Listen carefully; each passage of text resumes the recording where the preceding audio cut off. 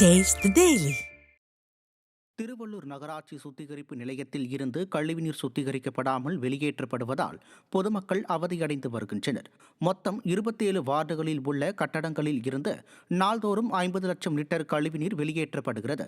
வெளியேற்றப்படும் கழிவு நீரானது குழாய் மூலம் காக்கலூர் ஊராட்சி தேவா நகரில் கட்டப்பட்டு உள்ள கழிவுநீர் சுத்திகரிப்பு மையத்திற்கு கொண்டு செல்லப்படுகிறது.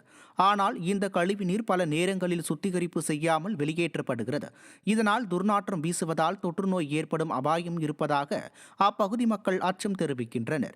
நிர்வாக திறனற்ற ஸ்டாலின் அரசின் மாவட்ட நிர்வாகம் இது குறித்து நடவடிக்கை எடுக்க வேண்டும் என கோரிக்கை எழுந்துள்ளது. இந்த கால்வாயின்னு ஒன்று வெட்டிட்டு வெட்டின கால்வாயில் பச்சையாக ஒரு வாட்டி ஆகும் முதல்ல தண்ணி வருது, மஞ்சளாக ஒரு வாட்டி தண்ணி வருது, கருப்பாக ஒரு வாட்டி தண்ணி வருது. இதை யாருமே கேட்குறதே கிடையாது. 5 வருஷத்துக்கு ஒரு வாட்டி ஒவ்வொரு அதிகாரிங்க வராங்க.